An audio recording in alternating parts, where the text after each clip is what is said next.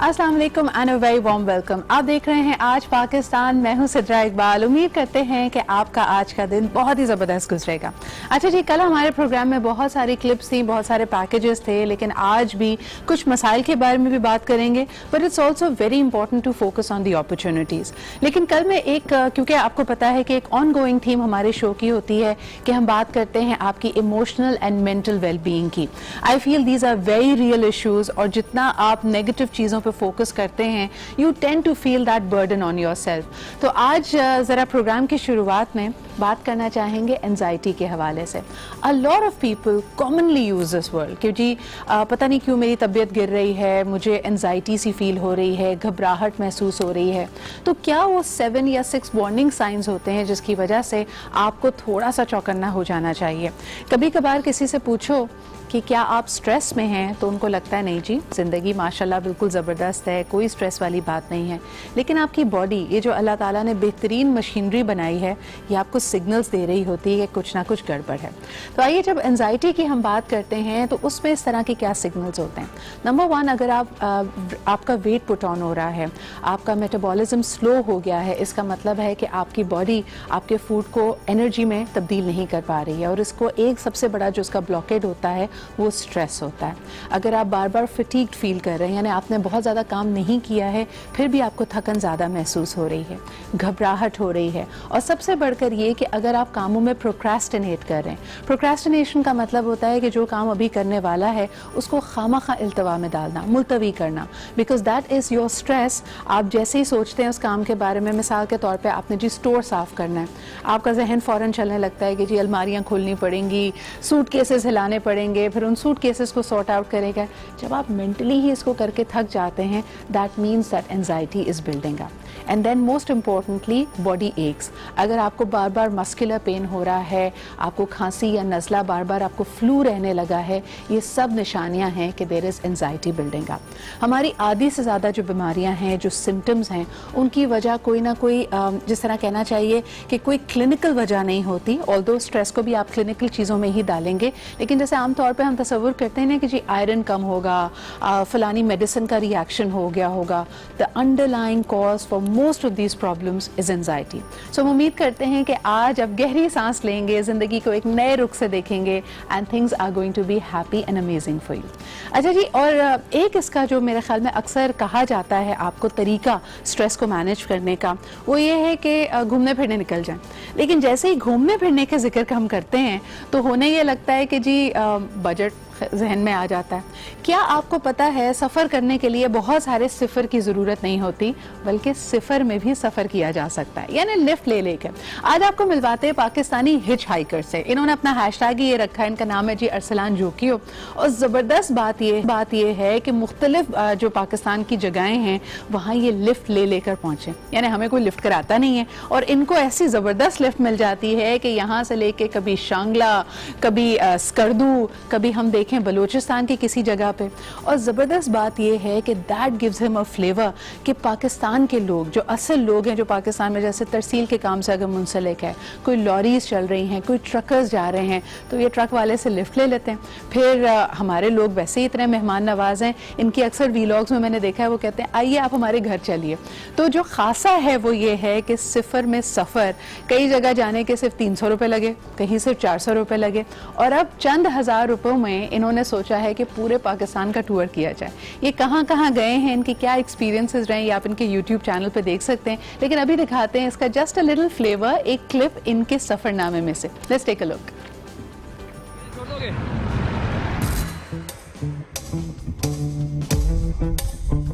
मेरा नाम अरसलान जोकियो है, और मैं आपको बताऊंगा कि कैसे पूरी दुनिया फ्री में घूमी जा सकती है। लिफ्ट लेके आप दूसरों की गाड़ी में आप ट्रैवल कर।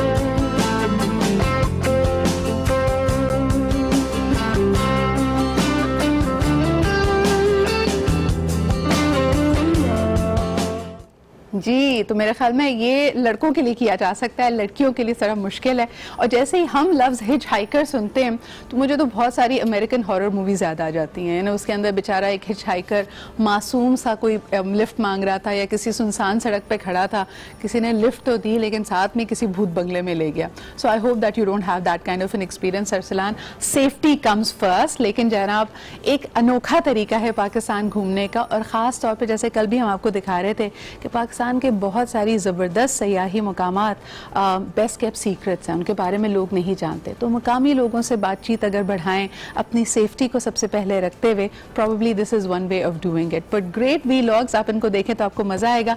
एक छोटा सा ब्रेक लेते हैं, वापस आएंगे तो थोड़ा ज़रा मसाइल की तरफ वापस चलेंगे। आटे के बहरान की जो सूरत हाल है वो किस हद तक बेहतर हुई है, जिम्मेदार कौन है, इस पर बात करेंगे एक छोटे से ब्रेक के बाद।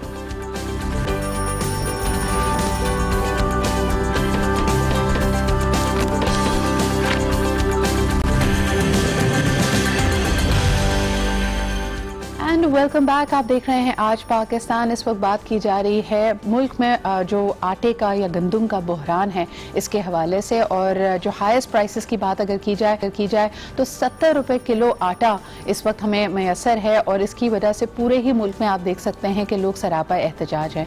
पहले बिजली के बहरान की बात होती थी, गैस वैसे घरों में सर्दी के मौसम में भी कम आ रही है। सुबह लोग कहते हैं कि ठंडे पानी से आपको मुँह हाथ धोकर और बग़ैर नाश्ते के घरों से स्कूलों को जाना पड़ता है, ऑफिस को जाना पड़ता है।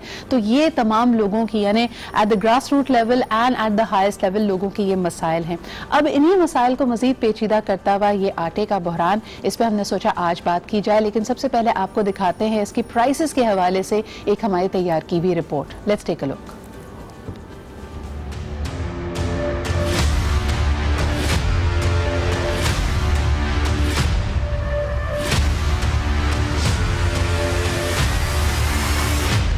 एक रोटी का सवाल है बाबा, आटे का सवाल है बाबा। गदागरों की ये सदाएं कभी गलियों में गूंजा करती थी, आज पूरे मुल्क में ये सदाएं गूंज रही हैं। आटा महंगा, गरीबों को जीने दो, गरीबों को जीने दो। वफाक की नाअहली या सूबों की गैर जिम्मेदारी, ये हकीकत है कि आटे की बहरानी ने पीस दिया हर पाकिस्तानी।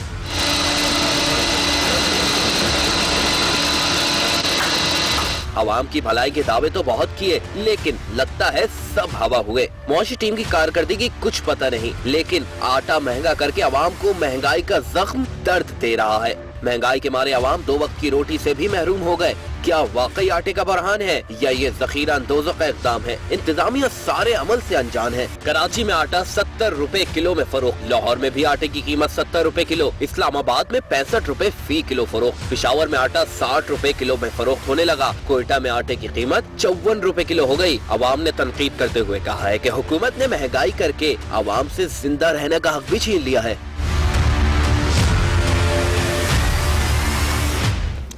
जी, आपको लेटेस्ट इसके बारे में अपडेट ये दें कि 3 लाख टन आटा थर्ड पार्टी इंपोर्ट के जरिए अब हुकूमत ने अलाउ कर दिया है कि इसको मुल्क में बरामद किया जा सकता है गंदम के हवाले से। लेकिन सवाल ये है कि क्या इसको चेक करने की ज़रूरत नहीं है। पहले इस बहरान की तरफ अगर हम नज़र डालते हैं तो जिस तरह के हमारे बहुत सारे वुज़रा ने इस बात को एक्सेप्ट किया है कि मुल्क की जो डिमांड है, जो नीड है, उसके बरक्स इसको बाहर एक्सपोर्ट किया गया। तो अब ऐसा तो नहीं कि ये आटा भी या ये गंदम भी यू टर्न लेके मुल्क में वापस आएगा। इस बारे में गुफ्तगू करने के लिए सीनियर तज्ज़िया निगार और जर्नलिस्ट जनाब हसन खावर हमारे साथ मौजूद हैं इस्लामाबाद स्टूडियो से, और हमारे साथ कराची स्टूडियो में मौजूद हैं खालिद मसूद साहब, चेयरमैन है फ्लावर मिल्स ऑफ सिंध के। खालिद साहब, अस्सलाम वालेकुम, good morning to you. Thank you Hasan from Islamabad studios for joining us as well. गुफ्तगू का आगाज अगर खालिद साहब आपसे करना चाहूँ, बार बार ये बात की जा रही है, हम अगर वुज़रा की और हुकूमती नुमाइंदों की बात सुने तो किसी की जो बयान है वो एक दूसरे से मिल नहीं रहा। कुछ का ख्याल है, ख़ासतौर पर PTI के जो फरीक़ैन हैं उनका ख्याल है कि ये मसनूई बहरान है। आप इसको किस तरह देख रहे हैं? वालेकुम सलाम। मसला ये इस तरह का नहीं है, असल में थोड़ी सी गलती हुई है कि सिंध गवर्नमेंट ने इस दफ़ा प्रिक्योरमेंट नहीं की। उनका ख्याल था कि जो हमारे थोड़ी बहुत 3-4 साल से गंदम इशू भी कम हो रही थी, इसलिए कि आपके यहाँ गंदम ज़्यादा पैदावार हो रही थी। सही। अब उसमें वही है कि इस दफ़ा इन्होंने प्रिक्योरमेंट ना करने की वजह ये थी कि हम अपने यहाँ देख लें, गोदामों वगैरह की सफाई है, शॉर्टेज अगर कोई है तो वो सामने आ जाएगी। ये कुछ ऐसा हुआ कि जब पंजाब की फसल तैयार हुई तो आखिर में बारिशें हो गई, जिस वजह से सिंध की क्रॉप का काफ़ी हिस्सा पंजाब मुंतकिल हो गया। तो पंजाब में, सिंध में जो स्टॉक होते थे वो ना हो सके। अब सूरत आ रही है कि कुछ फीड मिल का भी इसमें फैक्टर आ गया। लेकिन सिंध की क्रॉप्स को मैनेज करना तो जाहिर सी बात है, जिम्मेदारी है सिंध हुकूमत की कि अगर क्रॉप्स यहाँ से सिंध से पंजाब की तरफ ट्रांसफर हुई हैं या वहाँ ट्रेड की गई हैं, तो पहले तो आपने अपने घर को देखना था ना। प्रोविंशियल ऑटोनॉमी का मतलब ही ये होता है। लेकिन ऐसा है कि खाने पीने की अशिया पे आईनी तौर पे किसी किस्म की पाबंदी आप नहीं लगा सकते सूबों के दरमियान। तो ये मसला भी एक था कि अगर सिंध गवर्नमेंट उसको रोकती तो उस पर भी थोड़ा बहुत मसला होता। फिर एसोसिएशन ने भी किसी किस्म का कोई ऐसा गवर्नमेंट को मशवरा नहीं दिया कि पंजाब। सवाल तो यही पैदा होता है ना। इस तरह तो देखें, हम एक्सपोर्ट पे भी पाबंदी नहीं लगा सकते, तमाम तर पॉलिसीज बनाई जाती हैं एक्सपोर्ट्स को बढ़ाने के लिए, लेकिन पहले मुल्क की ज़रूरत को देखा जाता है। इसी तरह अगर सिंध में गंदम की पैदावार हो रही थी, इनको अपनी एस्टिमेशंस इन्होंने नहीं देखी थी या सिर्फ मुनाफे के लिए तरसील कर दी गई। असल में जो पिछले साल गुजरे उनमें क्या था कि गवर्नमेंट के पास कैरी फॉरवर्ड ज्यादा चल रहा था। सही। उसको मद्देनजर रखते हुए इन्होंने कहा कि इस दफा हम प्रोक्योरमेंट नहीं करते। और ये जरूर है कि प्रोक्योरमेंट ना करने के हवाले से इनको चेक एंड बैलेंस रखना चाहिए था कि हमारे सूबे में कितनी पैदावार हुई है और उसको कितना हमने अपने सूबे के लिए रखना है। बिल्कुल सही। अच्छा हसन, आपकी तरफ आना चाहूंगी। पूरे ही मुल्क के तमाम तर मसाइल की तरफ अगर हम देखते हैं तो ओवरव्यू में एक इशू आपको नजर आता है कि आपके पास डेटा ही नहीं होता। यहाँ पे कोई भी इस इल्जाम को कबूल करने की मद में ही नहीं है कि गलती उनकी थी, मिसमैनेजमेंट उनकी तरफ से हुई। देखा ही नहीं गया कि सिंध की जरूरत कितनी है और जखायर कितने मौजूद हैं। और फिर सवाल ये पैदा होता है कि सिर्फ पाकिस्तान पीपल्स पार्टी या सिंध हुकूमत को हम यहाँ पे इल्जाम नहीं दे सकते। What happened to the other provinces? यानी यही इसी तरह की आवाजें हम केपी से भी सुन रहे हैं, बलूचिस्तान से भी सुन रहे हैं, पंजाब से भी सुन रहे हैं। तो यकायक तमाम ही सूबों में गंदम या आटे का बहरान किस तरह आ गया? सिद्रा, बात ये है कि जिस तरह आपके गेस्ट ने ये बताया कि ये बेसिकली तो एक मिस मैनेजमेंट है। आप बड़ी इंटरेस्टिंग, मैं आपको बात बताऊंगा।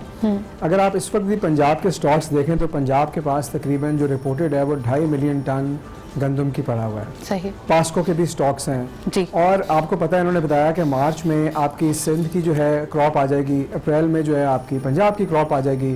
तो ये 1-2 महीने की बात है। इतने अरसे में आप कुछ स्टॉक इंपोर्ट भी कर सकते हैं, कुछ स्टॉक ज़ख़ीरा अंदोज़ों के पास भी आप इन्फोर्समेंट भी कर सकते हैं। तो पहली बात तो ये है कि मुल्क में गंदम की किल्लत है नहीं, ये पैदा हो गई है और हुकूमत इसको मैनेज नहीं कर पा रही। सही। और जिस तरह कि उन्होंने बताया कि सिंध हुकूमत ने प्रोक्योरमेंट इस साल नहीं की और उन्होंने शायद सही डिसीजन लिया होगा कि पिछले 4-5 साल का माहौल एक और था। और अब ये समझना पड़ेगा कि होता ये था कि देखें, पिछले 4-5 साल में इंटरनेशनल प्राइसेस कम थी जी और हमारी प्राइसेस ज़्यादा थी। जब ये डॉलर हमने रुपया डी वैल्यू किया तो ये प्राइस का डिफरेंशियल उल्टा हो गया और बाहर की जो प्राइसेस थी वो यकायक महंगी हो गई। लोगों के पास ये इंसेंटिव आ गया एक्सपोर्ट करने का, स्मगल करने का। अफगानिस्तान भी बहुत सारी चली गई, ये बारिश वाला इशू भी हुआ। तो ये पिछले 4-5 साल की जो वीट इकॉनमी थी वो इस साल जगह चेंज हो गई। और ये एक क्लासिक केस है हुकूमत की लैक ऑफ प्रेपरेशन की कि वो जो पिछले 4-5 साल से चला आ रहा था उसी में कंप्लेसेंट थे। उन्होंने देखा ही नहीं कि इस साल ये जो सिचुएशन है वो चेंज हो सकती है। सही। और अब मौका ये आ गया है कि अब ब्लेम गेम शुरू हो गई है। देखिए, सबसे पहली बात तो इसमें यह है कि हुकूमत सिंध की जिम्मेदारी है उनको गंदम की फराहमी, और उनका ये काम था कि जब उन्होंने ये देखा कि ये गंद हो रही है तो वो पंजाब हुकूमत से बात करते और वो पास्को से बात करते और उसके अंदर सब्सिडी का इशू है। क्योंकि देखें, ये एक पूरा बिजनेस लॉस कह रहा हूँ। आपकी मार्केट में एक प्राइस वीट की है, पंजाब हुकूमत उसको उठाती है, उसमें 300-400 रुपया पर मन जो है वो अपनी ट्रांसपोर्टेशन कॉस्ट और स्टोरेज कॉस्ट का लॉस बर्दाश्त करती है। तो अगर पंजाब इस वक्त अपनी गंदम 1300 रुपये में देना शुरू कर देगा सिंध को, तो पंजाब के लोग शोर मचाएंगे कि जी हाँ, हमारी सब्सिडी सिंध को ट्रांसफ़र कर रहे हैं। तो ये बेसिकली ज़रूरत इस बात की है कि सिंध के लोग, पास्को के लोग, पंजाब के लोग एक मेज़ पे बैठें, एक प्राइस फार्मूला एग्री करें और ये जो स्टॉक्स हैं मार्केट में रिलीज़ करें, ग्लट आए ताकि आपकी प्राइसिंग ठीक हो। इनको 15-20 दिन की Hasan, now what you're explaining to us, इसके ऊपर बहुत सारे आर्टिकल्स भी लिखे गए हैं। क्या वजह है कि ये बात इस अंदाज में मीडिया पे परसीव नहीं की जा रही? अभी थोड़ी देर पहले हमने भी एक रिपोर्ट और पैकेज दिखाई, सूरत हाल इस तरह बनाकर पूरे सबके सामने लाई जा रही है और मीडिया का भी इसमें एक किरदार है कि जैसे वाकई खाने की किल्लत हो गई है, यानी एक कहत साली हो गई है, लोगों को 2 वक्त की रोटी मैसर नहीं है। ये जो हम इतनी हाइप बिल्डिंग कर रहे हैं, इसकी वजूहात क्या है? यानी एक तरफ तो हम देखते हैं कि सियासतदान इस इशू के ऊपर सियासत कर रहे हैं, लेकिन मीडिया भी इसमें अपना एक किरदार डाल रहा है। आप जो परसेप्शन मीडिया पे नजर आ रही है उससे किस हद तक इत्तेफाक या डिसएग्री करते हैं? ये मीडिया तो वो दिखाएगा जो लोग एक डिस्कोर्स फीड करेंगे, और उसकी दो बुनियादी वजह, दो सियासी वजह हैं इस क्राइसिस की। जी। पहली बात तो ये है कि आपको पता है कि पिछले 1 साल में बहुत सारा महंगाई आई है। अब ये सिदरा पॉसिबल नहीं है कि आपका रुपया डीवैल्यू हो गया, पेट्रोल की कीमतें ऊपर चली गई, डॉलर की प्राइस ऊपर चली गई, और रोटी आप आज भी 10 रुपए की बेचेंगे, आटा आप आज भी 40-45 रुपए किलो बेचेंगे, वो प्राइसेस रिफ्लेक्ट होनी है, वो कॉस्ट ऑफ प्रोडक्शन आनी है। सही। हुकूमत का जो वीट प्रोक्योरमेंट प्रोसेस है वो तो सिर्फ मार्केट का 20-25% केटर करता है। बाकी जो फ्लावर मिल्स हैं जिन्होंने पूरा साल चलना है, वो जब मार्केट से आपका वीट उठाएंगी 1700-1800 रुपया पर मन, उसमें अपनी ग्राइंडिंग की कॉस्ट ऐड करेंगी, अपनी क्लीनिंग की कॉस्ट ऐड करेंगी, तो वो आटा ऊपर चला जाएगा। ठीक है। अच्छा, तो अब इस पॉइंट पे का सियासी मसला ये है। बिल्कुल सही कह रहे हैं हसन। इस बात को मैं खालिद साहब की तरफ लाना चाहूंगी। खालिद साहब, ये जो कह रहे हैं, आप इस बात से इत्तेफाक करते हैं कि जो रियल कॉस्ट है, आपके पास भी जो गंदम की कॉस्ट आ रही है, फिर जाहिर सी बात है कॉस्ट ऑफ प्रोडक्शन है, बाय डिफॉल्ट प्राइस को ऊपर जाना था, इसका किल्लत से डायरेक्टली कोई ताल्लुक नहीं है। क्या आप इस बात से अग्री करते हैं? मकसद यही है कि प्राइजेस का इशू जरूर है, लेकिन कहीं ऐसा नहीं हुआ कि किसी जगह से आपको ये रिपोर्ट मिली हो जी कि आटा मिल नहीं रहा। सही। प्राइजेस की वजह से देखें ना, आप अगर फर्ज किया सिंध ने प्रोक्योरमेंट नहीं की तो पंजाब ने तो की है। सही। पंजाब में क्यों बढ़े? केपीके चलो प्रोक्योरमेंट उनके पास बीट कम होती है, लेकिन उनके भी प्राइस का मसला रहा है। आटा कहीं भी आटा शॉर्ट नहीं हुआ, थोड़ा सा मिसमैनेजमेंट जो हुई है, मैं समझता हूँ सुबह सिंध की तरफ से, कि जो काम हमें पहले करना चाहिए था वो हमें पहले कर लेना चाहिए। लेकिन मुझे बताइए कि प्राइस फिर ऊपर गई क्यों? अगर आप कह रहे हैं कि सप्लाई का, और इन्होंने भी जैसे हसन ने यहाँ पे भी पॉइंट आउट किया कि 2-3 महीने आपको थोड़ा सा यानी जो आपकी डिमांड है उससे कम सप्लाई होती है, लेकिन प्राइस हाइक यहाँ पे एक नजरिया ये है कि भाई आपकी कॉस्ट ऑफ प्रोडक्शन, उसको खरीदना, उसके ऊपर वैल्यू ऐड करना, यही बड़ा है, तो जाहिर सी बात है कंज्यूमर पे, सार्फिन पे भी इसका एक ट्रिकल डाउन इफेक्ट आएगा। क्या इसकी प्राइस बढ़ने की ये वजह है या सप्लाई कम होना है? सप्लाई कम होने की वजह हमेशा प्राइसेस डिपेंड करते हैं डिमांड एंड सप्लाई पे। ओके। जितनी डिमांड थी इतनी सप्लाई नहीं हो रही थी, उसकी वजह से प्राइस ऊपर गए। क्योंकि ओपन मार्केट से जब आप गंदम लेंगे तो ला महला जिसने गंदम में इन्वेस्टमेंट की हुई है वो आपको गवर्नमेंट की इशू प्राइस पे तो नहीं देगा। उसने अपने मार्कअप दिया है, गोदाम का खर्चा किया है, 1 साल उसको होने वाला है, मार्च में सिंध की फसल आ जाएगी, तो ला माला उसने प्रॉफिट के। खालिद साहब, हमने अक्सर पाकिस्तान में देखा है जिस चीज़ की कीमत ऊपर जाती है फिर नहीं रही। कल अगर सप्लाई सही हो जाती है और डिमांड तो जाहिर सी बात है हमारे सामने है, मोर और लेस अगर सेम रहती है, क्या आप समझते हैं कीमत नीचे आएगी? 100% नहीं, कीमत नीचे आएगी। बिल्कुल। अच्छा हसन, आपका क्या ख्याल है? और दूसरा ये कि ओपिनियन के अलावा जो दूसरा एक और बहरान अभी तक ऑलरेडी ब्रू हो रहा है, कल मैं यही बात कर रही थी कि गंदम की फसलें लोगों ने हटाकर गन्ने की फसल लगा ली क्योंकि शायद उनको उसमें फायदा ज्यादा नजर आया। हालांकि गन्ने की फसल में आपको पानी भी ज्यादा दरकार होता है, लेकिन जनाब sugar is a very sweet business. आपको ये भी दिखाते हैं कि गंदम के बाद शायद अब बारी चीनी की आने वाली है। इसके हवाले से भी हमने एक रिपोर्ट तैयार की है, आइए देखते हैं।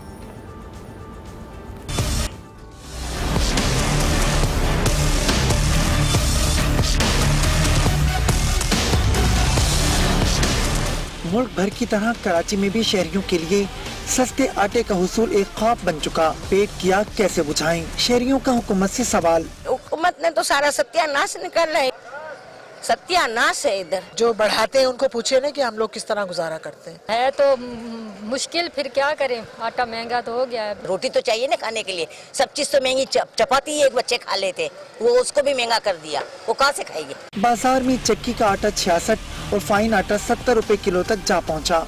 शहरी कहते हैं सारी आमदनी आटे पर खर्च कर दें तो बाकी जरूरियात जिंदगी कहाँ से खरीदें? भोगा तो हम भी रहे हैं, बाकी हम क्या करें, अभी रोएंगे, किसी ने कुछ दे तो नहीं जाना। हवाम तो परेशान हो गई ना, हवाम क्या कर सकती है? मैं तो अकेली कमाने वाली हूँ, इतना कमाती भी नहीं हूँ, क्या करें, मुश्किल होती है, बहुत मुश्किल हो रहा है। क्या करें, किसके पास जाएं? कोई सुनने वाला है? कोई सुनने वाला नहीं है। अगरचे कुछ फ्लोर मिल्स पर 10 किलो आटे का थैला 430 रुपए में मिल रहा है, लेकिन इसका मयार बेहतर नहीं। इसके बावजूद फ्लोर मिल्स के बाहर आटे के उसूल के लिए शहरियों की तवील कतारें लगी हुई हैं। आटे की बुलंद कीमत ने शहरियों को परेशान कर दिया। शहरी कहते हैं हुकूमत दावे तो करती है, रिलीफ भी दे। कैमरामैन अदनान नसीम के साथ सफदर अब्बास, आज न्यूज़, कराची। अच्छा जी, आखिरी और सबसे इम्पोर्टेंट सवाल यहाँ पे ये पैदा होता है कि हमने लोगों की ज़बानी उनकी बात सुनी और वो नुमाइंदेगान जिनको वोट देकर उन्होंने ऐवानों तक पहुँचाया है वो काफ़ी हद तक संगदिली का, बेहिसी का मुजाहरा कर रहे हैं। कल आपने देखा शेख रशीद साहब की एक उनकी स्टेटमेंट वायरल हुई थी कि नवंबर दिसंबर में लोग रोटी ज़्यादा खाते हैं, शायद इसकी वजह से बहरान पैदा हो गया। फिर हफीज शेख साहब की एक क्लिप वायरल हुई है जिसमें वो 17 रुपए किलो टमाटर की बात कर रहे हैं, जबकि सवाल उनसे गंदम या आटे का किया जा रहा है। आइए आपको एक पैकेज दिखाते हैं जिसपे ऑपोजिशन के भी ख्यालात हैं, यानी ऑपोजिशन के जो नुमाइंदेगान हैं और सियासतदानों ने भी इस हवाले से क्या कहा। लेकिन बल्कि इससे पहले हसन से इस पे रिव्यू ले लेती हूँ। हसन, क्या लोगों को ये बात ज्यादा तकलीफ दे रही है कि उनके जो रिप्रेजेंटेटिव हैं वो शायद इस मसले को मसला ही नहीं समझते? देखिए, जब लोग ऐसी बातें करेंगे बेहिसी वाली तो लोग तो हर्ट होंगे ना जी। उनको, लोगों को खाने के लिए आटा नहीं मिल रहा, रोटी महंगी हो रही है, और आपको पता है रोटी का ताल्लुक मजदूर के वेजेस के साथ भी है, उसके घर के खर्चे के साथ भी है। और उसके ऊपर अगर आप ऐसी स्टेटमेंट देंगे कि देखें वो आटा ज़रा कम कर लें, रोटी छोटी कर लें, या सर्दियों में कम खाते हैं, तो जाहिर है कि लोग इस पर नाराज़ होंगे। मेरा नहीं ख्याल कि इस इशू के ऊपर सियासत करनी चाहिए, इस इशू को बैठ के रिजॉल्व करना चाहिए पीपल्स पार्टी और पाकिस्तान तहरीक इंसाफ को। बहुत बहुत शुक्रिया हसन हमारे साथ मौजूद होने का। खालिद साहब, आपकी भी मौजूदगी का शुक्रिया। लोगों को थोड़ा सा दानिश से भी काम लेना पड़ेगा। मुझे लगता है कि स्लाइटली एग्जैजरेटेड पिक्चर भी दिखाता है, यानी जब हम लोगों के पास पहुंचते हैं बिकॉज ये पेन पॉइंट है तो वो अपने गुस्से का इजहार करते हैं, लेकिन शायद किल्लत को मैनेज किया जा सकता है, चीज़ों को बेहतर बनाया जा सकता है सिर्फ अपनी स्टेटमेंट्स को, और जिस तरह कहते हैं ना, जो बात आप कह रहे हैं उसको ज़रा समझदारी और जिम्मेदारी के साथ करें। इसी के साथ लेते हैं एक छोटा सा break. Will be right back.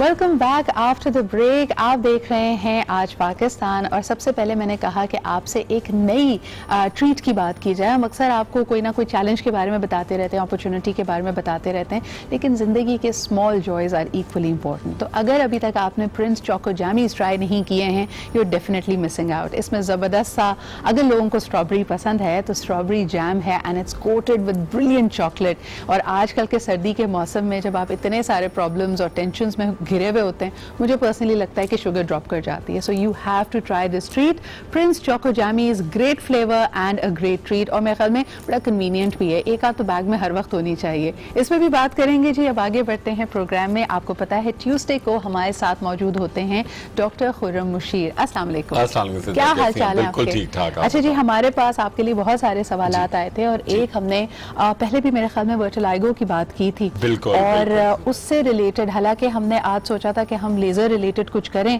But वर्टिलाइगो से इस तरह रिलेट ये कर गया कि पहला सवाल ये आया है कि क्या वर्टिलाइगो का इलाज लेजर के जरिए कराया जा सकता है या नहीं। So please inform us about this because there was a lot of response to our last show. बिल्कुल बिल्कुल सर, बड़ा इंपॉर्टेंट है कि वर्टिलाइगो लोग समझते हैं कि जी पता नहीं कौन सी बीमारी है कि आपने मछली और दूध एक साथ खा लिया, पी लिया, तो आपको सफेद निशान हो गए, जिसको बर्ड्स भी कहते हैं, उर्दू में फुलबेरी भी कहते हैं। अच्छा, वाइट पैचेस भी आते हैं बच्चों के, वो अम्माएं समझती है जी कैल्शियम की कमी है। मैं हंस इसलिए रही हूँ क्योंकि आखिरी जो किस्त गुजरी है जनाब, मेरे पास तुम हो की, उन्होंने जी फुलबेरी, यानी बेवफाई को भी फुलबेरी से मिला दिया कि ये अगर सही भी हो जाए तो इसके निशान रह जाते हैं। तो पहले आप बताएं, इसका निशान बाकी रह जाता है। बिल्कुल गलत है। लोग थोड़ा सा, पता है हमारे यहाँ एक बड़ा ये हो गया, कमर साहब से आप डिसएग्री कर रहे हैं, ये देखिए जो उनके राइटर हैं, मैंने खलील रहमान कमर साहब डिसएग्री करें, उनकी लाइन है बेवफाई फुलबेरी जैसी होती है, उसके निशान रह जाते हैं। देखिए अगर कमर साहब वो तो मैं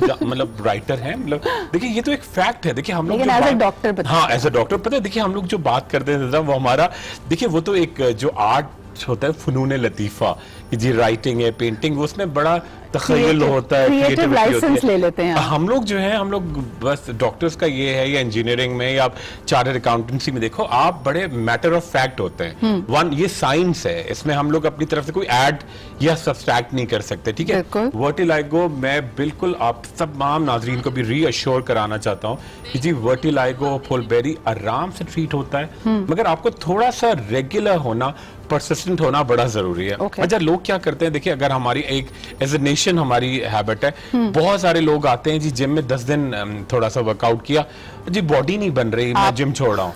आप मेरी तरफ इशारा कर रहे हैं। नहीं, महीने में 10 दिन के बाद एक दिन जाती हैं और कहती है मेरा वेट नहीं लूज हो रहा। नहीं, आप कर तो रही हो ना रेगुलर। लोग कहते हैं 10 दिन हो गए मैं जिम बदल रहा हूँ जी, बॉडी नहीं बन रही, ठीक है। अच्छा जी 3 दिन हो गए मैंने दुकान खोली है, दुकान नहीं चल रही। मतलब आप कोई भी काम करते हैं तो आपको बड़ा रेगुलर होना, बड़ा आपका पूरी एफर्ट्स आपको डालनी पड़ती हैं। अच्छा वर्टिलाइगो तो बड़ा आराम से क्योरेबल है। आपका इम्यून सिस्टम थोड़ा अगर एनहांस हो जाए, इम्यून को मैं उर्दू में और एक्सप्लेन करूं, आपका कुव्वत मुदाफ़ियत जो है, इम्यून सिस्टम स्ट्रांग होता है और आप उसको प्रॉपर्ली ट्रीट करें। अच्छा ये बड़ा ऑब्सोलीट हो गया, पहले आपको बड़ा लाइट्स देते थे, ठीक है, या फिर सेकंड ये करते थे कि जी आपको पूरा दिन धूप में बिठाते थे, जी आप एक क्रीम लगाएं और 1 घंटे के लिए आप धूप में बैठ जाएं। अब वो बड़ा ऑब्सोलीट हो गया है, ठीक है, और बड़े आराम से प्रॉपर ट्रीटमेंट पहले तो अगर थोड़ा सा इसके ऊपर बात कर ली जाए कि जो आपने पहले भी एक मिथ को हमने क्लैरिफाई किया था कि मछली के ऊपर दूध पीने से ये बीमारी नहीं होती, जो कि एक आम तासुर है। दूसरा लोगों का ख्याल है जिस तरह जी सूरज ग्रहण, चांद ग्रहण होते हैं, अगर ड्यूरिंग प्रेगनेंसी कोई खातून बाहर निकल गई तो बच्चा इससे अफेक्ट हो जाएगा। ये सारी बातें आप इसको साइंटिफिक इसकी कोई बेसिस नहीं है। तो वजह क्या होती है? Why do some people get, क्या ये भी जेनेटिक है कि अगर माँ को है या पेरेंट्स में से किसी एक को है तो बच्चे को होना प्रोबेबल है? बिल्कुल, देखिए अगर आपके पेरेंट्स में से किसी एक को है तो बच्चों में 50% चांसेस है, ठीक है। अगर दोनों को है तो 80% चांसेस है और हो सकता है ना हो, ठीक है। इसी तरह ये होता है कि बहुत सारे लोग कहते हैं हमारी फैमिली में तो नहीं है, मतलब उनको अपनी इमीडिएट फैमिली का एक आइडिया होता है। अब 2-3 पीढ़ियां स्किप करके अगर आप देखें तो हो सकता है आपकी जनरेशंस में ये हो, ठीक है। और एक बड़ा अहम सवाल मैं खवातीन के हवाले से करना चाहती हूँ कि बेचारी स्टिग्मेटाइज हो जाती हैं, और हम अगर इलाज आप करवा भी रहे हैं लेकिन ये चीज़ वक्त लेती है, जैसे आपने खुद कहा, उस दौरान अगर मेकअप अप्लाई करके या उसको कवरेज की जाती है, क्या ये स्किन के लिए बुरा है? क्या इसके लिए कोई स्पेशल मेडिकेटेड मेकअप आता है? क्या आप गाइड करेंगे लोगों को? बड़े जबरदस्त, बल्कि इसी तरह मैं लोगों को लिख के देता हूँ कि आपकी स्किन से जो मैच करे आप जरूर बेस लगाया करें, उससे आपका कैमोफ्लेज होता है। कॉस्मेटिक कैमोफ्लेज तो one of the most important treatments है, इसका पार्ट है। देखिए सेकंड चीज बड़ी इंपॉर्टेंट है, आप आराम से मेकअप लगा के बाहर भी जा सकते हैं, कोई इशू नहीं। उससे पहले क्या स्किन को प्रिपेयर करना पड़ता है? जैसे अक्सर स्किन कंडीशंस में हमने देखा है ना कि कोई आप उनको स्पेशल सीरम्स दे देते हैं या फिर पहले एक बेस पे क्रीम लगाने के लिए कह देते हैं कि पहले ये अप्लाई करें और उसके ऊपर मेकअप लगाएं। इसके लिए भी ऐसी एहतियात करनी जरूरी है। आपको जो क्रीम दी जाती है जो विटिलाइगो के लिए है, और आपको जो खाने के लिए दी जा रही है विटामिन जो एनहांस करता है आपका सिस्टम, वो आप लगा के ऊपर से आप बेस लगाएं, ये बिल्कुल कवर होता है। अच्छा एक लड़की मैं डेफिनेटली मैं नहीं ला सकता उसकी परमिशन के बगैर, कल ही मेरे पास थी, उसका पूरा फेस, ठीक है, और हैंड्स और फीट इतना ज्यादा, उसने कल खुद मैं बड़ा मुतासर हो गया कि इसमें बहुत सारे पेशेंट्स बैठे थे, उनको अपनी खुद वीडियो दिखाई कि जी 3 महीने पहले मेरी ये कंडीशन थी, अब ये है। वो इंजेक्शंस भी लगते हैं उसके, हर एक का डिफरेंट ट्रीटमेंट होता है। और आप यकीन अच्छा एक दफा फिर मैं लोगों को बताना चाहूंगी, डॉक्टर खुर्रम ने जैसे कहा कि डिफरेंट ट्रीटमेंट प्लान्स होते हैं, आप उसके लिए दवाइयाँ आपको ओरली खानी भी पड़ती हैं, अप्लाई करने वाली भी होती हैं, वाइटामिन भी होते हैं ताकि आपकी इम्यूनिटी या कुव्वत मुदाफियत बेहतर हो। खुर्रम एक और बड़ी कॉमन मिथ है, जिस तरह लोगों ने कहा कि अगर उस जगह को छुआ, बहुत ज्यादा टच अगर आप करें या अगर आप मेकअप लगाते हैं तो ये मर्ज या ये निशान मजीद फैलेगा। जैसे कई खवातीन को मैंने कहा कि जी मैं मेकअप इसलिए नहीं लगाती हूँ कि मैं बेस अगर लगाया तो मुझे कहा गया ये और एक्टिव हो जाएगा और फैल जाएगा। ये तस्वुर सही है? बिल्कुल गलत, बिल्कुल गलत। पहली बड़ी इंपॉर्टेंट बात, लोग कहते हैं जी पता नहीं ये खून की खराबी है, कोई हमारे जिगर की खराबी है, अच्छा हम किसी बच्चे को गोद में लेके प्यार करेंगे तो उसको लग जाएगा। ये कंटेजियस नहीं है, ना इन्फेक्शियस है ये।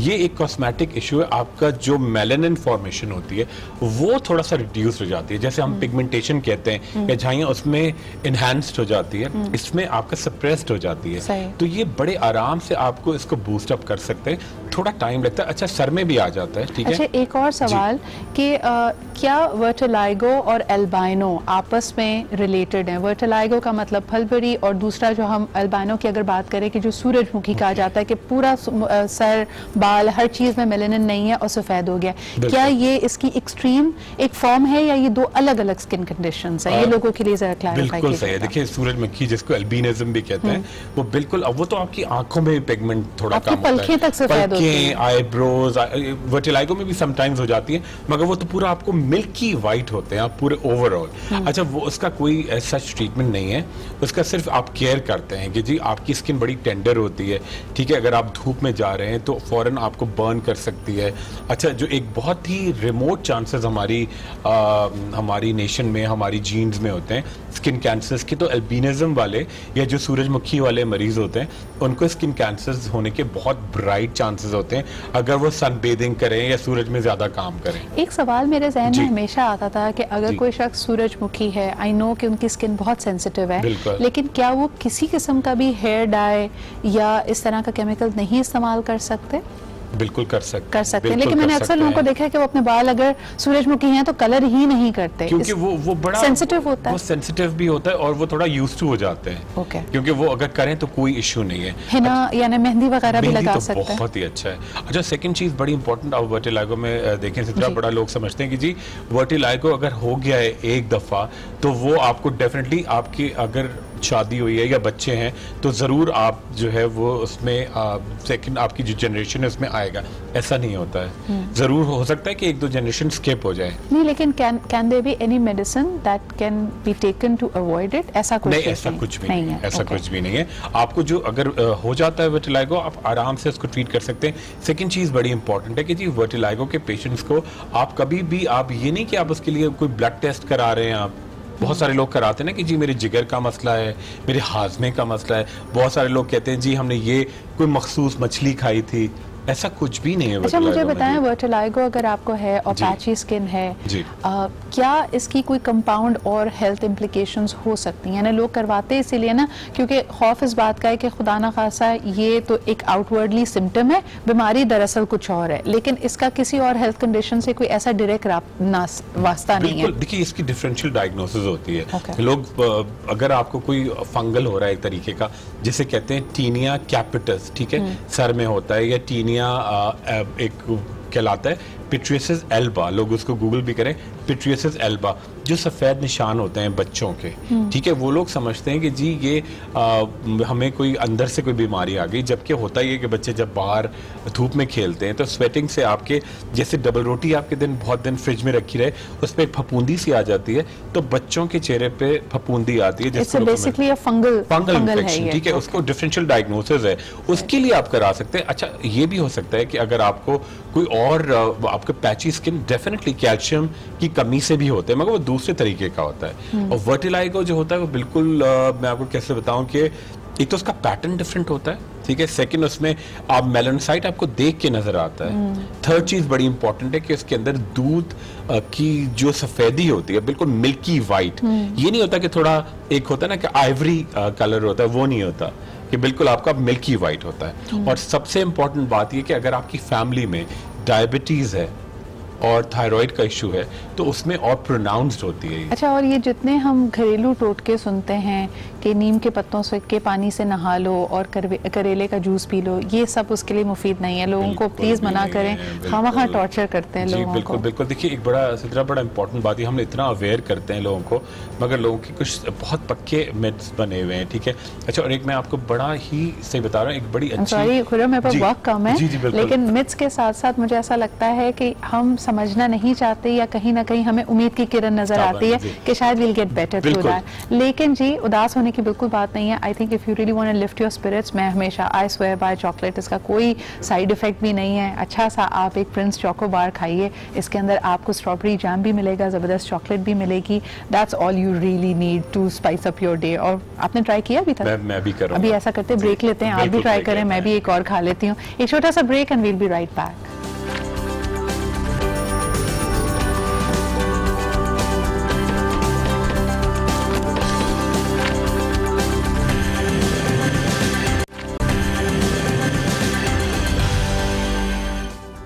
And welcome back. आप देख रहे हैं हमें लाइव आज पाकिस्तान पे, और मुझे पता है व्यूअर्स इस पर कह रहे होंगे बड़ी देर कर दी मेहरबान आते आते, बिकॉज काफ़ी लंबा इंतज़ार हो गया, आपको ब्रेक भी लंबा मिल गया, न्यूज़ भी कुछ ऐसी थी, इससे पहले बहरान की बात कर रहे थे, हमने सोचा कि थोड़ा सा मूड चेंज किया जाए।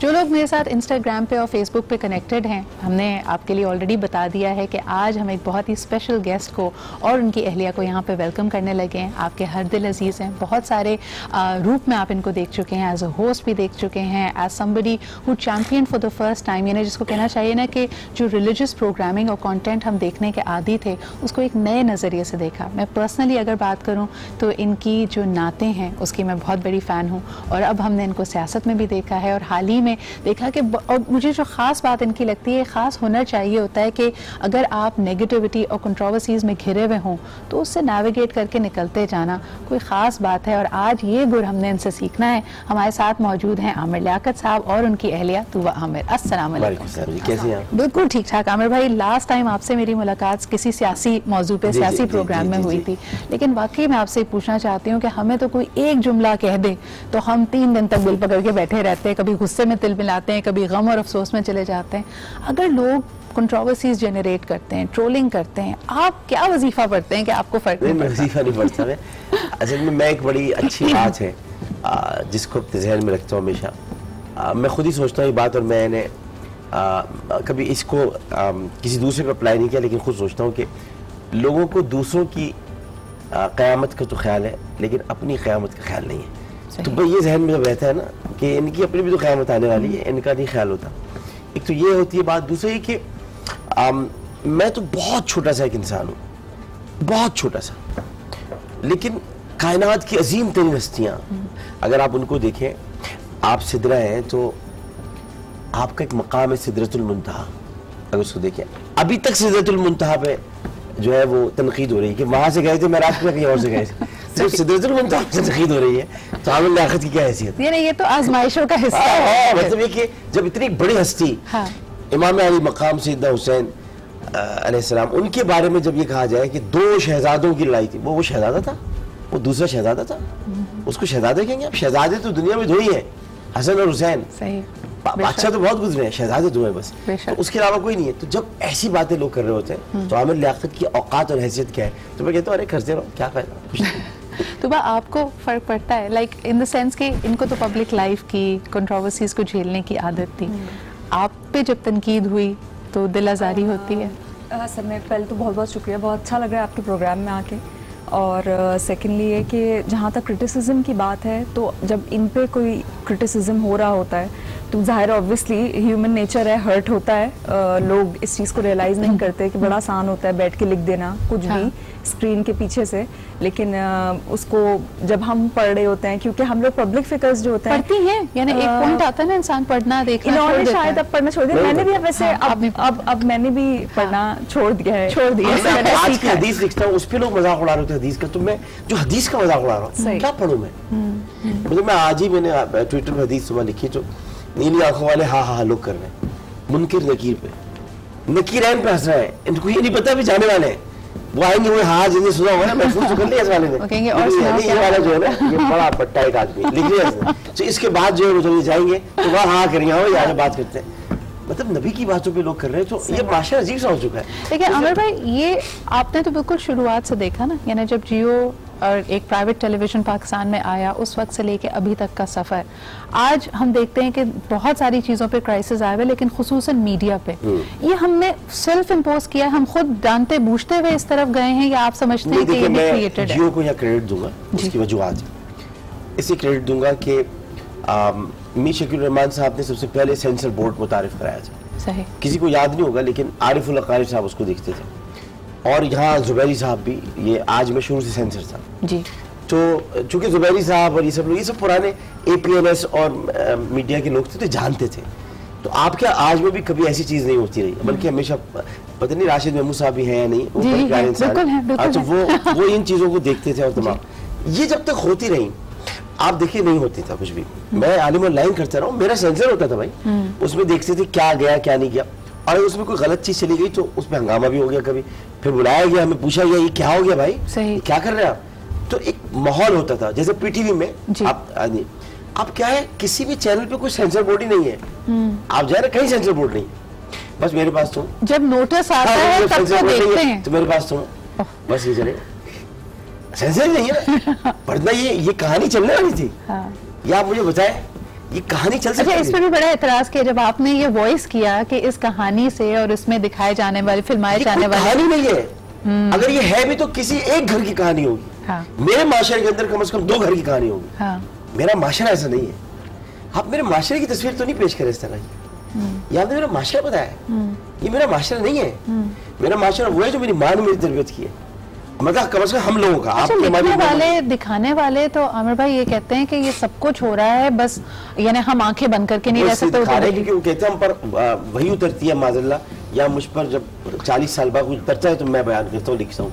जो भी कहा मुझे याद नहीं है, लेकिन माज़ल्ला तो बहरहाल अभी तो लोगों को अच्छा लग रहा है क्योंकि रेटिंग भी है, तमाम चीज़ें, मगर ये तन्हाइयाँ नहीं है, ये अनकही नहीं है, ये आंगन टेढ़ा नहीं है जो याद रखा जाएगा। ये आज भी याद रखे जाते हैं, ये ब्लॉकबस्टर है, बस ये याद रखे जाते हैं। हाँ। जिसे कि उनकी कुछ वजूहात है याद रखने की। एक फैमिली है, सब बैठे हुए देख रहे हैं। अब पता है मुझे, और उसकी मेरे ख्याल आखिर इसका बेचैनी से इंतजार हो रहा है। बेचैनी सब तो फिल्म आया जाएगा जी, उसको सिनेमा की स्क्रीन पे कि फिर वो इन चीज़ों को भी आप ध्यान में रखिए कि दज्जाल आएगा और सब कुछ करेगा, उसमें भी फिर तनकीद न किया करें। ऐसा होगा, इसी तरह उसकी चारों तरफ बातचीत होगी, सब उसकी बातें सुन रहे होंगे, तो जब फिर इसमें भी यकीन रखें। अच्छा जी, हम आपको बताते चले, टेलीफोन नंबर आपके सामने है, कोई बात कहना चाहते हैं, कोई सवाल करना चाहते हैं, ज़रूर कीजिए।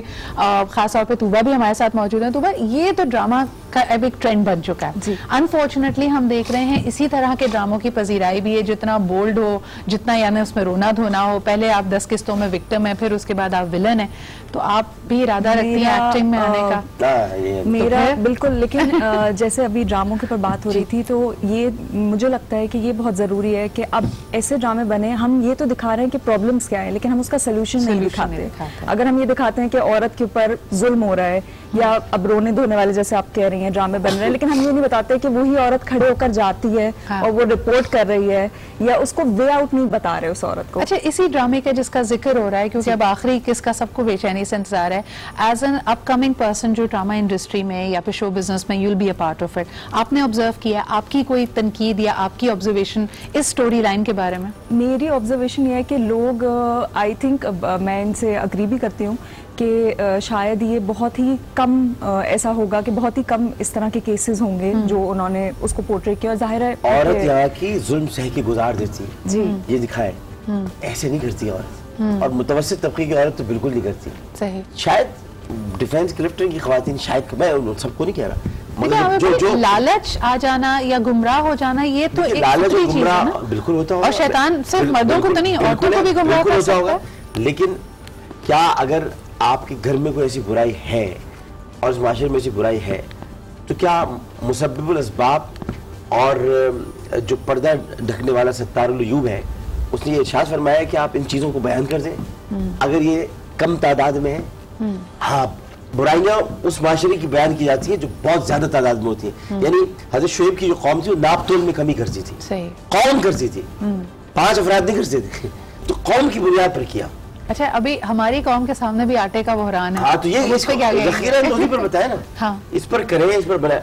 ज़ख़ीरा अंदोज़ी करने वाले, मिलावट करने वाले, उनके बारे में लानत है खुदा की, लिखा हुआ है। करते हैं, रखे जितना, उनका ये आटे का नहीं घाटे का सौदा है जो ये कर रहे हैं, उनको पता ही नहीं है। वो आटे का सौदा नहीं कर रहे हैं, वो खुदा की नजदीक घाटे का सौदा, और उनके साथ पूछा जाएगा कि उनसे तो अभी कर ले जो वो चीज़ भी करना है। लेकिन मैं आपको वैसे बता दूं कि ये सब मसनूई बुरान भी है, ये हम तो कब से देखते आ रहे हैं। यही जमाने होते हैं, यही रुत होती है, यही मौसम होता है। ये खास मौसम है जिसके बारे में लोग कहते हैं कि भाई थोड़ी सी किल्लत हो जाती है, लेकिन अगर मौसम और महीनों और उसका जिक्र हो ही रहा है, आमिर भाई, Rajab, Shaban, Ramzan is around the corner, लोगों को बड़ा मेरे ख्याल में बेचैनी से इंतजार होता है। इस दफा हम आपको रमजान में कहाँ देखेंगे? मैं इस दफा एक तो ये कि मैं बड़े अरसे के बाद आपको दोबारा सेट कर रहा हूँ एक ही जगह पर, बहुत इधर उधर ये बड़े मसाइल थे, तो मेरा बड़ा एक तवील मुआहिदा एक चैनल से होने वाला है, फिर मैं उनके साथ ही होऊंगा। बहुत जल्द आप मुझे एक बहुत बड़े चैनल पे देखेंगे। सही। बड़े चैनल, आप जैसे बड़े चैनल जैसे आज है, हाँ। और भी है, आज नहीं है मगर लेकिन बड़ा चैनल। हाँ, हमने कहा कोई अच्छी खबर हमारे तरीके से अच्छी खबर से नहीं आ सकती, राशिद साहब नहीं देती। अच्छा जी, एक कॉलर हमारे साथ है, उनसे बात कर लेते हैं। हेलो, अस्सलाम वालेकुम। वालेकुम अस्सलाम। सिद्रा इकबाल कैसी हैं? मैं बिल्कुल ठीक ठाक आया, आप कैसे हैं? अल्हम्दुलिल्लाह। आज तो आपने बागो बहार शख्सियत को बुलाया हुआ है, देखा और हमने क्या सरप्राइज दिया आपको। माशाअल्लाह, क्या मतलब जोरे बयां है, और मतलब एक डिबेटर, एक सियासतदान, एक मोटिवेशनल स्पीकर, बहुत सारी खूबियां हैं जाहिर है इनके अंदर है। इन दोनों को तो सबसे पहले तो मैं एक अच्छी लाइफ के लिए आपको मुबारकबाद दूंगा, लेकिन आमिर भाई मुझे आपसे चंद सवाल करने की इजाजत दे दो। चंद सवाल? एक सवाल भाई, टाइम कम है। आमिर भाई देखिए, बात है कि माशाल्लाह आप मल्टी टैलेंटेड आदमी हैं, लेकिन मैं जो समझता हूँ ना, आपकी सलाहियतें जिस जगह इस्तेमाल होनी वो नहीं हो रही। आप मेरा अपना जाती ख्याल है कि आप जो है ना बच्चों, आप नौजवानों को मोटिवेट करें। आप सियासत से हटकर जो काम करेंगे वो ज्यादा इंस्पिरेशन होगा। और मेरे ख्याल में जो आपका वो जो एक मुझे खासा है, जो मुझे पसंद है बहुत सारे इख्तिलाफात के बावजूद, कि आप आशिक रसूल हैं, सच्चे आशिक रसूल हैं। ये मुझे ये आपके लिए बड़ी फख्र की बात है। लेकिन मैं ये चाहता हूँ कि जो हमारे जो दीन के खिलाफ प्रोपेगेंडा होता है, उसको हम काउंटर प्रोपेगेंडा की हमारे पास अहलियत नहीं होती, लोग जवाब देने के मुतामिल नहीं होते। तो मैं आपकी तवज्जो से मैं कहना चाहूंगा कि आप बड़े फॉरम पे आते हैं तो आप उनको जवाब दें और उनको बड़े महत्वपूर्ण तरीके से जवाब देने की आप अहलियत रखते हैं। तो मैं चाहता हूँ कि आप ये काम करें। Thank you Siddharth, thank you so much, thank you for calling. आपका प्यार बिल्कुल सही है और मुझको यही करना चाहिए था, मैं यही करूंगा। आप सियासत में देख लिया मैंने दूसरी मरतबा, लेकिन 60,000 लोगों ने वोट इस दफा भी आपको दिया आमिर भाई, तो वो लोगों का भी 60,000 लोगों ने वोट, लेकिन अगर लोग मुझे 60,000 वोट नहीं भी देते तो मैं हार कर भी फिरदौस आशीष तो बन सकता था। मैं जीत के मैंने क्यों आ गया, मुझे हारना चाहिए था। लेकिन अगर आपको वाकई मुशीर बनाया जाए, बराए इत्तलात और इंफॉर्मेशन नहीं, इसकी क्या वजह? मैंने कभी कहा भी नहीं था। मैं मुझे कहता हूँ कि पार्लियामेंट से लोग लेकर आया, मेरा कभी है भी नहीं। पार्लियामेंट को पार्लियामेंट के तरीके से चला, ये पार्लियामेंट चल रही है, ये पार्लियामेंट चलती है सर। ये अब क्या कह सकते हैं, सब लोग पहले नए आए हुए, नई शादियां सबकी हुई हैं। हम तो पहले देख चुके हैं असेंबली क्या होती है, कैसे चलती है, ऐसे पार्लियामेंट थोड़ी चलती है। अच्छा मुझे बताएं, एक इमेज आपका है लोगों को गाइड करने का, लोग आपको इससे इतनी मोहब्बत करते हैं, कुछ लेकिन खास मीडिया के लोग हैं जिनसे अक्सर हम देखते हैं कि आपकी बहस हो जाती है ट्विटर पे। इसकी कोई खास वजह? लोग कहते हैं कि आपसी कोई दुश्मनी है, कोई लड़ाई झगड़ा है। लोगों को देखा जिनसे होती है। हाँ तमगा इम्तियाज मिलता है उनको। तमगा इम्तियाज आप कैसे मिलते देखे ना? नहीं मैं पूछ रही हूँ आपको क्यों नहीं मिला? मैं पूछ रहा हूँ। नहीं ना आपको नहीं मिला, उनको मिला तो खुद सोच लिया। मुझको नहीं मिला, आपको नहीं मिला, हमने पता नहीं कोई इम्तियाजी काम ही नहीं किया आज तक। इम्तियाजी काम करना पड़ता है, आप बात समझिए। इम्तियाजी काम, जब आप इम्तियाजी काम करते हैं तो आप इम्तियाज हो जाते हैं, और अल्लाह ताला ने बंदों में इम्तियाज करने से मना ही। On that note हम लेते हैं एक छोटा सा break, will be right back.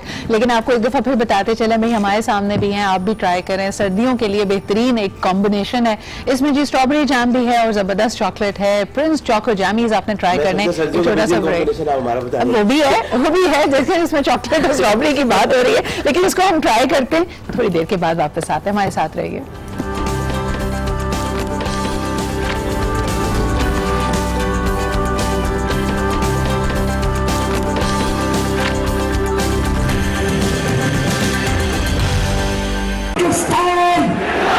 कहते हैं कि खबरें तो भाई लोकल होती हैं,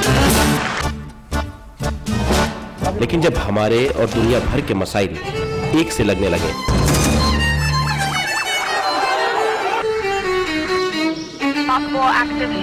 तो आंखें खोली रखनी चाहिए। अमेरिका ने पाकिस्तान और भारत के क्या पता कौन सी खबर आपके काम आ जाए। Great ideas. 25-year-old, 22-year-olds who are building billion-dollar companies. Our dream is to bring new technologies. View 360. देखिए प्रोग्राम View 360 पीर से जुम्मा शाम 7:30 पर सिर्फ आज न्यूज पर।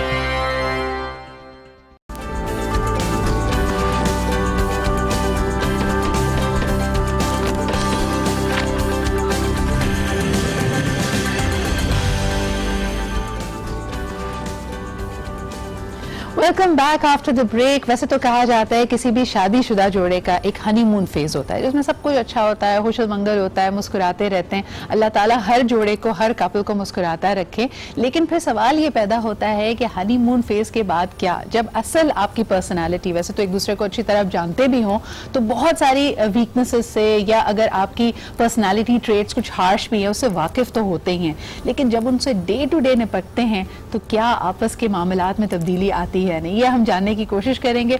तो भाई अक्सर आपसे जो बातचीत, आपके जितने इंटरव्यूज देखे गए हैं उसमें you have come across as a very loving, very devoted wife and माशाल्लाह यू आर।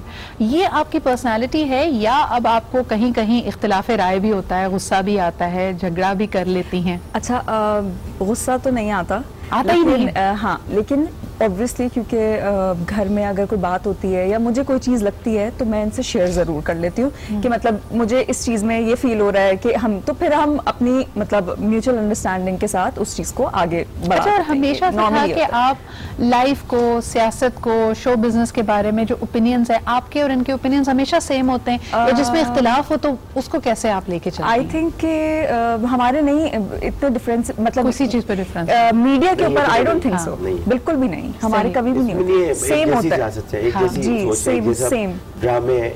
मतलब देखिए मेरे पास वही बात है तो ये दिखती है और यही मुझे दिखा भी ये क्या हो रहा है, मैं भी देख लेता हूँ ये क्या हो रहा है, मैं तो इसलिए देखती हूँ ये क्या हो रहा है। अच्छा, लोग इस बारे में काफी हैरान भी हुए कि जब तूबा ने जैसे ख्वाहिश का इजहार किया कि वो ड्रामा इंडस्ट्री में आना चाहती हैं, एक्टिंग करना चाहती हैं, लोगों का शायद तस्वुर ये था कि आप इजाजत नहीं देंगे, आपको कबूल नहीं होता, आप आजाद मुनश इंसान है, आजाद को देखिए। मैंने तो उनको सबसे इन्हीं को नहीं, मैंने पहली वाली खातून को भी यही कहा था, बुशरा को, कि आप करें, आपको जो करना है। तो लोग समझते थे मैंने शायद नहीं, मैं कभी किसी इन्होंने फिर कभी स्टॉप नहीं किया, मैं कैसे आजादी का ख्याल मैं कैसे रोक सकता हूँ? लेकिन एक होता है ना माहौल के बारे में काफी परसेप्शन, कोई आप बनाते हैं, आप भी तो माशाल्लाह है, तो आप तो अपना माहौल खुद, आपके बारे में कोई गलत बात तो नहीं कर सकते ना, आपको पता है कि भाई सिद्रा इकबाल से इस लिमिट तक जाके बात करेगी, आपने खुद बनाई अपनी लिमिट।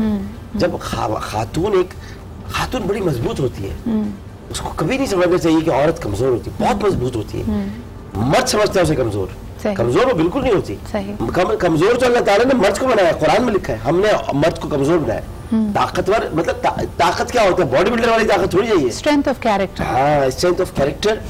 और सबसे बड़ी बात ये कि शऊर, औरत के पास शऊर होता है। अक्ल एक बिल्कुल मुख्तलिफ चीज है। नाकिसुल अक्ल का मैं आज आपको इसका मतलब बता दूं। लोग कहते हैं औरतें नाकिसुल अक्ल होती हैं, और ये हदीस भी है और ये मौला अली का कौल बिल्कुल दुरुस्त है। नाकिसुल अक्ल का मतलब ये है कि अक्ल नहीं होने का मतलब नहीं है, फैसला करने की ताकत।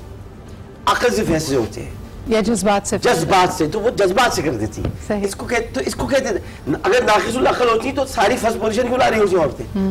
अक्ल यहाँ पर दूसरी बात मुराद ली जाती है, फैसला, जिसको जैसे आज साइंसदान कहते हैं ना, right sided brain and left sided brain, कि आप इमोशन से काम कर रहे हैं या बाकी बात है। बाकी और से ज्यादा ज़हीन कौन हो सकता है? सही।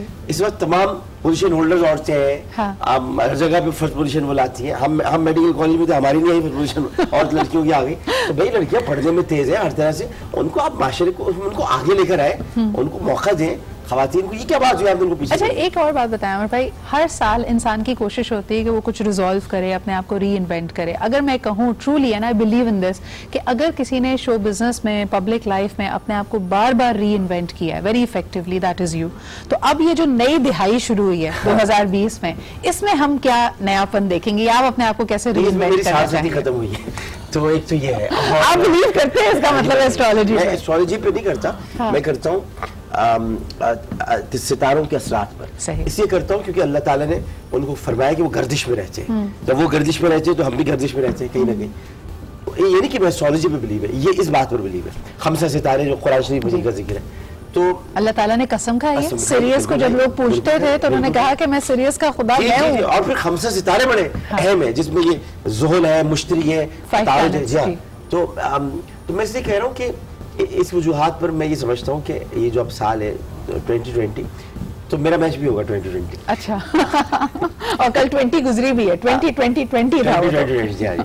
सही। अच्छा जी, जब हम बात करते हैं कि सार सत्ती का भी इन्होंने जिक्र किया, कहा जाता है कि बड़ा ये मुश्किल, थोड़ा सा टफ एंड चैलेंजेस वाला टाइम होता है। तो इन चैलेंजेस में काफ़ी तनकीद का सामना रहा, जिसकी हम बात कर रहे थे, और बहुत सारे मीम्स भी बनाए गए, कई ऐसे फिक्रे या स्टेटमेंट्स ही जो बहुत मशहूर भी हो गई। आइए कुछ जो बड़े अहम और बड़े ज़्यादा वायरल होने वाले मीम्स है उस पर एक नज़र डाल सकते हैं, और आपके रिएक्शंस भी उस पर लेंगे। कोई दिखाएंगे हमें ज़रा इस वक्त? अच्छा जी, ये आया, कर लो जितनी हेट करनी है। आना तो मैंने फिर आना है। अब आप फिर आने वाले हैं। आना तो फिर मैं हूँ। ये आपके मेरे ख्याल में जो आपके फैंस है वो ज्यादा बनाते हैं। अच्छा जी, आज ब्लू में, आज ब्लू है, आज ब्लू है, आज ब्लू है, आज ब्लू है। नेक्स्ट क्या है फिर?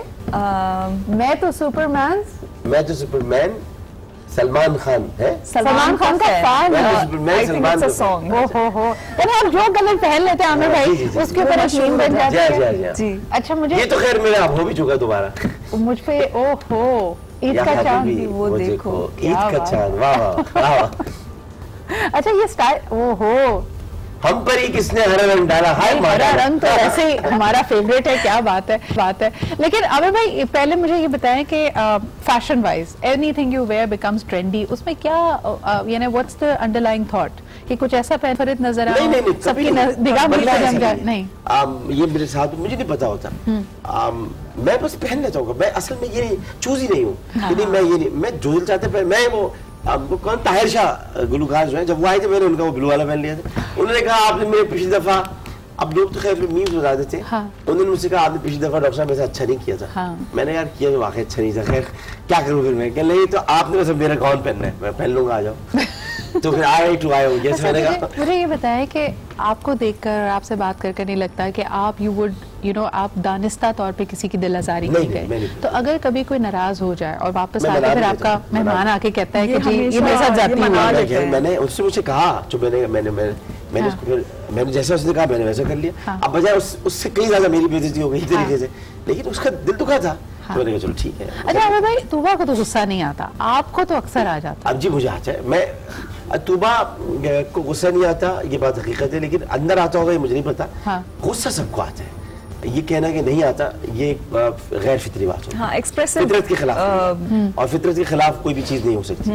मुझे आ जाता है, बिल्कुल आता है। किन बातों को पे आप ज्यादा नाराज हो जाते हैं? देखिए अगर मैं कहूँ कि गलत बातों पे गुस्सा आता है तो कोई जवाब ही नहीं है, ये तो आते ही गुस्सा।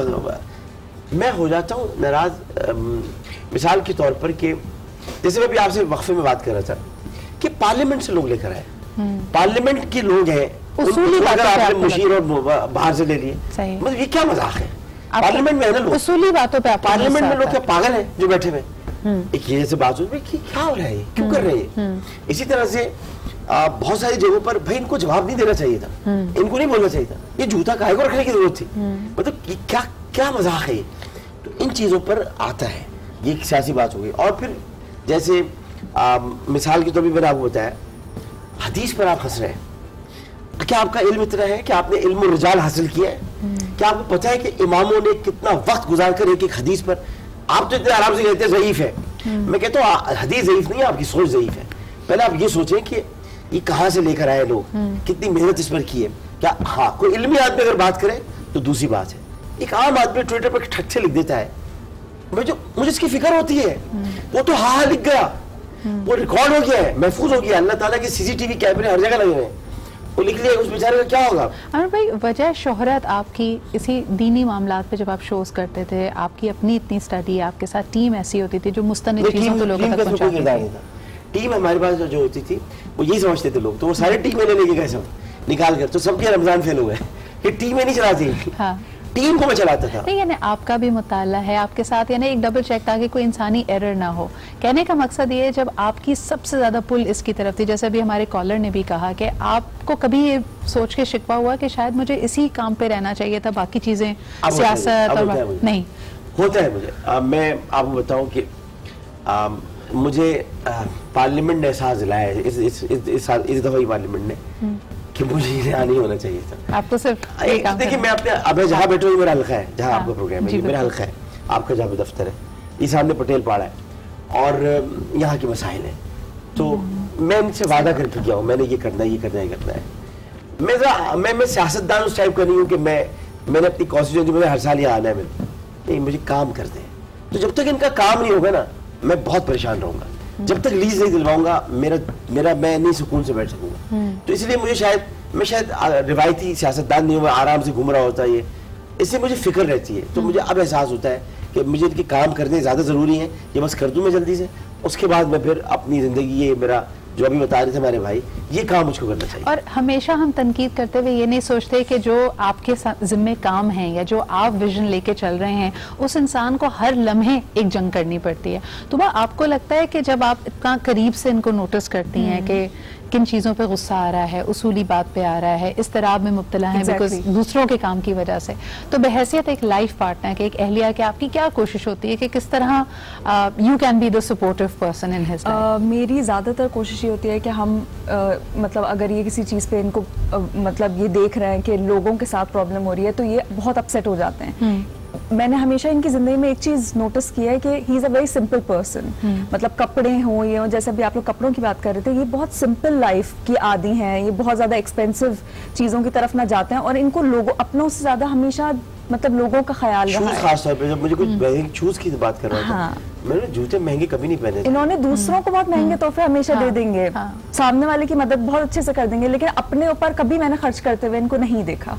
तो इन चीजों से मतलब ये बहुत अपने दिल पे ले लेते हैं, हसास हैं इस मामले में कि लोगों के साथ अगर बुरा हो रहा होता है और इनकी नाराजगी एक तरह से जायज भी है। मैं उस चीज को अंडरस्टैंड करती हूँ, मैं कोशिश करती हूँ कि इनको सपोर्ट करूँ अपने वर्ड से। अच्छा, हम सब जानते हैं, जितने शोज और इंटरव्यूज हमने देखे हैं कि आपकी तो ये बड़े खुले दिल से तारीफ करते हैं हमेशा। आप भी उतनी ही खुले दिल से तारीफ करती हैं और क्या इम्पोर्टेंट होता है। अमर भाई, अक्सर लोग समझते हैं मर्दों के लिए तारीफ मायने नहीं रखती, अहम होती है। देखिए मैं एक बात इसमें कहना चाहता हूँ कि आपकी जो अहलिया या ज़ौजा होती हैं उनके बारे में अल्लाह ताला के रसूल ने फरमाया कि अपनी बीवी की तारीफ किया, बहुत ज़्यादा किया, और ये भी फरमाया कि चंद चीज़ों में झूठ जायज़ है जिनमें बीवी की तारीफ है, तो आप झूठ बोल दें उसमें। इसी के आप तारीफ का हक और जो तारीफ का जो मकाम है ना वो औरत के लिए है, मर्दों के लिए कोई तारीफ नहीं है। मर्दों के मर्द अगर आपका ख्याल रख रहे हैं ना तो आप उनके एहसासात का ख्याल रखिए,